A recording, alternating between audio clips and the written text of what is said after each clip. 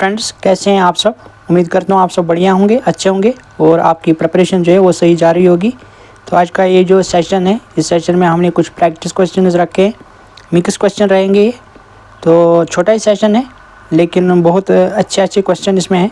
आपके सारे जो कंसेप्ट हैं इसमें हम जितने भी ऑप्शन हैं वो हम एक्सप्लेन करेंगे, कहाँ पे कौन सा सही है और बाकी जो भी ऑप्शन है वो क्यों सही नहीं है। ठीक है, तो पहला ही क्वेश्चन है, neither of the biscuits you gave me digest chocolate chips.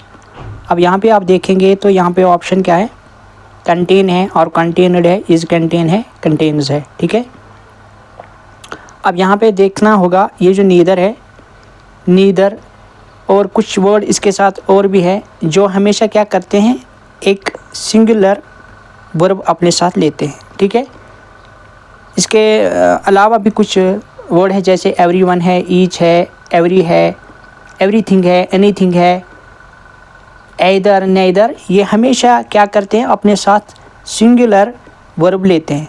इसका मतलब ये होता है कि neither of the biscuits you give me chocolate chips, यानी कि दोनों में से कोई एक भी नहीं, दोनों में से कोई एक भी नहीं। तो सिंगुलर हो गया ना, कोई एक भी नहीं, तो कोई एक भी नहीं, इसमें चॉकलेट चिप्स नहीं है, किसी एक में भी चॉकलेट चिप्स नहीं है, तो सिंगुलर हो गए किसी एक में भी, है ना।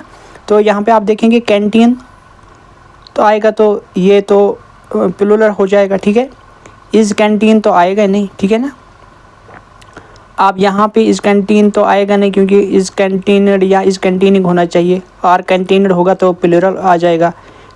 तो यहाँ पे क्या आएगा, कैंटीन्स, क्योंकि जब हम किसी वर्ब को एस या ई एस लगाते हैं तो वो क्या बन जाता है, सिंगुलर हो जाता है। लेकिन जब हम नाउन के साथ ई एस या एस लगाते हैं तो वो प्लूरल बन जाता है। याद रखना, वर्ब के साथ एस लगता है तो वो सिंगुलर बन जाता है। ठीक है, तो यहाँ पे neither of the biscuits you give me contains chocolate chips, d part इस क्वेश्चन का आंसर हो जाएगा। अब क्वेश्चन नंबर 2 की तरफ बढ़ेंगे। Rahul dash dash to play the violin with an amateur now instructor, amateur instructor. ठीक है, अब यहाँ पे आप देखेंगे थोड़ा सा टाइपिंग एरर है, यहाँ पे वायलिन के बाद यहाँ पे नाउ है। ठीक है, वायलिन के बाद नाउ है।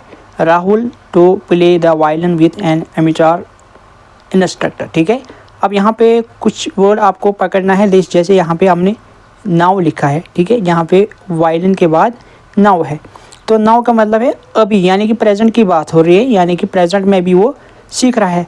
अब यहाँ पे विल लर्न तो आएगा नहीं क्योंकि ये फ्यूचर की बात कर रहा है, और यहाँ पे विल लर्नड होना चाहिए या विल लर्निंग होना चाहिए, है ना, विल लर्न होना चाहिए, है ना। अब यहाँ पे हैड लर्न तो ये तो पास्ट में हो जाएगा, हैड लर्न पास्ट के साथ आता है। अब वाज लर्निंग ये भी पास्ट के साथ आता है, पास्ट है ना, सिंपल पास्ट के साथ आता है, तो ये पास्ट परफेक्ट के साथ आता है। अब यहाँ पे इज़ लर्निंग जो है अभी भी सीख रहा है, इज़ लर्निंग जो है is am are plus verb के साथ आईएनजी फॉर्म, ये हो गया प्रेजेंट कंटिन्यूअस टेंस, यानी कि अभी भी सीख रहा है, तो इज़ लर्निंग ए पार्ट इसका आंसर हो जाएगा। अब उसके बाद क्वेश्चन नंबर 3 है, Abdul and Rohan dash dash to Canada next month. अब यहाँ पे आप देखेंगे अब्दुल तो आ गया, अब साथ में एंड के साथ रोहन भी जुड़ा है। अब ये हो गया प्लूरल, ठीक है ना, 2 हो गए तो एक से ज़्यादा हो गए ना। तो अब यहाँ पे क्या आना चाहिए, अब यहाँ पे जो वर्ब आएगी वो किस, क्योंकि वर्ब नहीं आई है ना, अभी वर्ब आना चाहिए, क्या आना चाहिए, वो प्लूरल आना चाहिए। ठीक है, इज़ तो आएगा नहीं, सिंगुलर है, हैज़ तो आएगा नहीं, सिंगुलर के साथ जाता है, वायर तो आएगा नहीं क्योंकि ये पास्ट के साथ जाता है ना। जब पास्ट की बात तो नहीं हो रही, ये तो फ्यूचर की बात हो रही है ना। अब यहाँ पे देखिए आर मूविंग, ठीक है ना, Abdul and Rohan are moving to Canada next month. ठीक है ना, आर मूविंग क्या है, आर के साथ वर्ब प्लस आईएनजी फॉर्म में, ये क्या हो गया, ये फ्यूचर की बात कर रहा है कि अब्दुल और रोहन क्या है, नेक्स्ट मंथ कनाडा मूव कर रहे हैं। ठीक है, तो सी पार्ट इसका आंसर हो जाएगा। क्वेश्चन नंबर 4 है, currently Ravi and Ashwin dash dash hard to meet the project deadline. अब यहाँ पे देख ली, अभी करेंटली अभी भी हो रही, करेंटली क्या किसकी बात हो रही, अभी भी कर रहे हैं ना, रवि एंड अश्विन, रवि तो आ गया, एंड के साथ अश्विन जोड़ रहा है, तो यानी कि 2 हो गए तो एक से ज़्यादा हो गए, यानी कि प्लूरल हो गए, यानी कि प्लूरल वर्ब होना चाहिए। अब सिर्फ वर्कड आ गया यहाँ पे तो पास्ट की बात हो गई, है ना। अब यहाँ पे हैव वर्कड आ गया तो ये भी पास्ट की बात होगी। अब यहाँ पे वायर वर्किंग आ गया, ये तो पास्ट की बात होगी। वायर तो ये क्या है, पास्ट की बात कर रहे हैं ना, अभी भी कर रहे हैं ना, क्योंकि करंटली यहाँ पे देखिए आप, करंटली आ गया ना यहाँ पे, तो करंटली आर वर्किंग है ना, आर वर्किंग है। Currently Ravi and Ashwin are working hard to meet the project deadline, यानी कि प्रोजेक्ट पे काम कर रहे हैं कि वो प्रोजेक्ट उनका सक्सेसफुल हो जाए, अभी भी कर रहे हैं। वर्किंग हार्ड यानी कि वो वर्क हार्ड कर रहे हैं, यानी कि बहुत मेहनत कर रहे हैं, है ना। क्वेश्चन नंबर 5 की तरफ बढ़ते हैं। The teacher asked the students to delegate their ideas during the class discussion, ठीक है। अब यहाँ पे टीचर क्या कर रहा है, स्टूडेंट्स को क्या कर रहा है, बता रहा है, क्या कर रहा है कि आप क्या करें, there ideas during the class discussion. अब यहाँ पे नीचे देखिए आप, get on, bring up, bring about, put up, यानी कि फ्रेजल वर्ब यहाँ पे दिए गए हैं। अब यहाँ पे आप देखिए गेट ऑन तो आएगा नहीं, यहाँ पे ब्रिंग अप आएगा, है ना। ब्रिंग अप का मतलब होता है, ब्रिंग अप का मतलब है कि उसी चीज़ के बारे में बात करना जिस चीज़ के लिए आप यहाँ पे हैं, यानी कि ड्यूरिंग द क्लास डिस्कशन के बाद किसकी, उसी सब्जेक्ट के बारे में ना, और जो वो टीचर पढ़ा रहा होगा कि उसी सब्जेक्ट के बारे में आप बात करें, डिस्कस करें, जो आपका सब्जेक्ट अभी है इस डिस्कशन में सिर्फ। तो इसका ब्रिंग अप का मतलब यही होता है कि किसी सब्जेक्ट के बारे में बात करना, है ना, ब्रिंग अप। तो पुट अप भी यहाँ पे नहीं आएगा, ब्रिंग अबाउट तो किसी के बारे में करना, ये तो नहीं आएगा, ठीक है। अब इसके बाद क्वेश्चन नंबर 6 है, the war dash badly damage the countries infrastructure, ठीक है। वार क्या है, द वार क्या है, एक नाम है लेकिन क्या है, सिंगुलर है ना। सिंगुलर के साथ क्या आना चाहिए, सिंगुलर वर्ब होना चाहिए। अब यहाँ पे हैव तो आएगा नहीं, ये क्या है, प्लूरल के साथ जाएगा, ठीक है ना। ये क्या है, इज़ तो आएगा नहीं, अभी की बात तो, ये प्रेजेंट की बात तो नहीं हो रही है ना। अब यहाँ पे वाज पास्ट की बात हो रही है ना। अब द वार हैज़, क्योंकि वार तो खुद को नहीं डिस्ट्रॉय करेगा ना, डैमेज नहीं करेगा। वार किसी और चीज़ को डैमेज करता है, यानी कि वार हैज़, यानी कि पैसिव में जाना है ना, तो हैज़ लगता है, हैज़ प्लस V3 आ जाता है, has plus V3 perfect tense होता है, यानी कि the war has badly damage, यानी कि वार ने डैमेज किया कंट्री के इंफ्रास्ट्रक्चर को। ये बल्कि अगर हम वाज लिखते हैं यहाँ पे तो क्या है कि वार खुद को ही वार वो क्या कर रहा है, डैमेज कर रहा है, नहीं कर रहा है, किसी और चीज़ को डैमेज कर रहा है। तो वार हैज़ डैमेज्ड बैडली, यानी कि क्या है,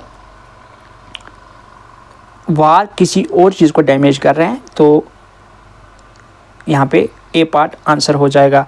अब उसके बाद क्वेश्चन नंबर 7 की तरफ बढ़ेंगे आप, तो यहाँ पे क्या है, क्वेश्चन नंबर 7 जो है, the teacher asked the students to delegate their assignments before the deadline.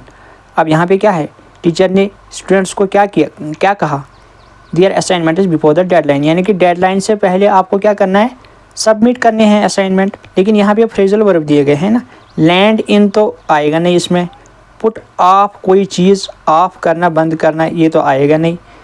Hand in आएगा क्या, हैंड इन आएगा क्या, आ सकता है, ठीक है ना, हैंड इन आ जाएगा, हैंड इन आ जाएगा, यानी कि हैंड इन क्या है, हैंड इन यहाँ पे आ सकता है। हैंड इन का मतलब होता है सबमिट करना, फ्रेजल वर्ब एक है सबमिट करना, हैंड इन का मतलब होता है सबमिट करना। हैंड अप क्या होता है, ऊपर की तरफ हाथ करना, तो हैंड इन मतलब सबमिट करना, कि अपने सबमिट जो है डेडलाइन से पहले सबमिट कर दो, ठीक है। हैंड इन यहाँ पे आंसर हो जाएगा। क्वेश्चन नंबर 8 की तरफ बढ़िए। The small fruit shop at the end of the road is dash. अब यहाँ पे देखिए, स्मॉल फ्रूट शॉप जो है कहाँ पे, एंड, रोड के एंड पे जो फ्रूट शॉप है वो किसका है, आवर का है। फिर ये आवर्स होना चाहिए ना, हमारा है, गलत हो जाएगा। आवर तो पोजीशन नहीं दिखा रहा है, आवर दिखा रहा है पोजीशन, लेकिन ये अब यहाँ पे तो इसके साथ एस होना चाहिए ना, माई तो आएगा नहीं, है ना। यहाँ पे पोजीशन दिखाना है ना, पोजीशन क्या दिखाना है, यानी कि जब भी क्या है, नाउन जो है कहाँ से, यानी कि पॉजेसिव से सेपरेट लिखा हुआ है। नाउन क्या है, स्मॉल फ्रूट शॉप है ना, द स्मॉल फ्रूट शॉप, यानी कि फ्रूट शॉप क्या है, एक नाउन है। तो इसके साथ और कोई स्टेटमेंट नहीं है किसका है, किसी और का है। तो जब नहीं लिखा होता है तो वो खुद ही का होता है, यानी कि खुद ही सब्जेक्ट झेल रहा होता है, यानी कि जो ये बता रहा है उन्हीं का है। तो माइन है ना, माइन पोजेशन दिखा रहा है, दियर का तो है नहीं, दियर्स का है ना, दियर तो आएगा नहीं। द, क्योंकि कोई हिंट नहीं है आगे कि ये किसका है, किसी और का है, ये तो हिंट है नहीं इसमें, तो इसलिए जो बता रहा है उन्हीं का है। तो माइन होना चाहिए। The small fruit shop at the end of the road is किसका है, माइन, यानी कि मेरा है। ठीक है, सी पार्ट इसका आंसर हो जाएगा। अब इसके बाद क्वेश्चन नंबर 9 की तरफ बढ़ेंगे। Piyush dash all the documents by the time his senior advocate reached the court. ठीक है, पीयूष ने क्या किया, अब सारे डॉक्यूमेंट्स उसने क्या किए, डॉक्यूमेंट्स उसने क्या किए, यानी कि पीयूष डैश उसने चेक किए होंगे ना, एग्जामाइनस है ना, एग्जामाइनस ऑल द डॉक्यूमेंट्स, तो ये तो सिंगुलर हो गया, ये तो आएगा नहीं है ना। और ये प्रेजेंट की बात तो नहीं हो रही, उसने पहले ही किए होंगे ना, तो जब लायर आएगा तो उनको वो देगा, यानी कि उन्होंने पहले ही सब वो करने हैं ना, चेक करने हैं, तो तब देगा। जब लायर आएगा तब थोड़ी ना करेगा, है ना। इस एग्जामाइनिंग उस टाइम थोड़ी ना कर रहा होगा, उसने पहले ही कर रहे होंगे ना, यानी कि और सिंगुलर है तो विल बी एग्जामाइनिंग उस टाइम नहीं कर रहा होगा ना, उसने क्या, उसने पहले ही किए हैं, यानी कि और दो यहाँ पे क्या है, हैड एग्जामाइनड आ जाएगा, यानी कि उसने पहले ही किए होंगे ना, क्योंकि यहाँ पे देखिए रीच्ड द कोर्ट है, यानी कि एक जो लास्ट सेंटेंस है ना, रीच्ड, ये पास्ट में है ना, ये पास्ट में, यानी कि ये सिंपल पास्ट में है ना। जब दो एक्शन हो रहे होंगे पास्ट में, यानी कि ये भी पास्ट में है और ये भी पास्ट में है, तो एक तो क्या होगा, एक यानी कि हैड प्लस V3 आना चाहिए, यानी कि यहाँ पे हैड है और V3 आना चाहिए, यानी कि एक तो पहले हो गया, उसके बाद दूसरा आ जाएगा ना, यानी कि सिंपल पास्ट तो यहाँ पे आ गया और सिंपल पास्ट तो यहाँ आ गया, पास्ट परफेक्ट यहाँ पे हैड एग्जामिनेड आ जाएगा, यानी कि दोनों काम जो है पास्ट में हो गए हैं। यानी कि यहाँ पे हिंट हमने कहा रीच्ड से लेना था ना, रीच्ड यहाँ पे यानी कि पास्ट सिंपल पास्ट है, तो और ये जो ये वाला जो है इसमें तो हैड प्लस V3 आना चाहिए, जो कि had plus V3 B part में दिया हुआ है।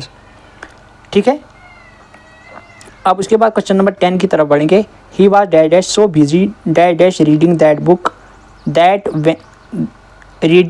When the thief came dash he didn't hear him.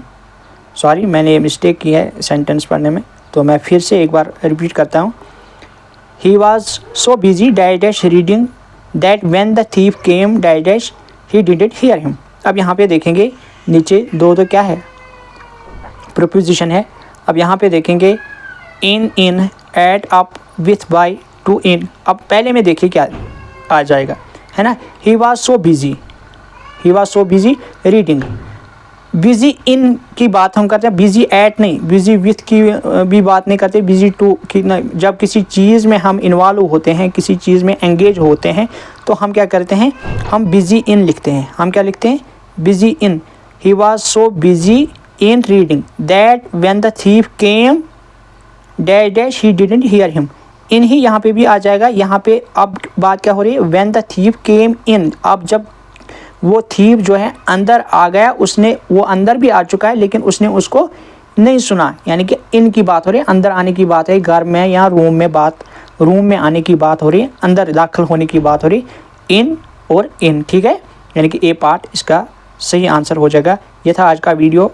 आपको कैसा लगा, आप इस वीडियो को लाइक कीजिए, दोस्तों के साथ शेयर कीजिए, सब्सक्राइब कीजिए, और जितने भी आपके डाउट है वो आप कमेंट सेक्शन में ज़रूर लिखेंगे, और जो भी सजेशन है आपको मेरे बारे में वो आप मुझे दे सकते हैं, मैं इम्प्रूव करने की कोशिश करूँगा। तो मिलती है एक नई वीडियो में, तब तक के लिए अल्लाह हाफिज़, टेक केयर, गुड बाय। ये सीरीज़ यहाँ पे कंटिन्यू रहेगी, और जो भी डाउट है मिक्स क्वेश्चन के और जो भी चैप्टर है हम धीरे धीरे सारे कवर करेंगे, और जब तक सेटअप आ जाएगा और हम पूरी तरीके से यहाँ पे, यानी कि यहाँ पे तो अभी हम लिख नहीं पा रहे हैं कि कौन सा क्या चीज़ें सही है क्या नहीं है, तो हम उस पर फिर डिटेल में सारे जो चैप्टर है कवर करेंगे। तो ये आप याद रखिए, आपकी जो लैंग्वेज है धीरे धीरे इम्प्रूव हो जाएगी। तो मिलते हैं एक नई वीडियो में, तब तक के लिए अल्लाह हाफिज़, टेक केयर, गुड बाय।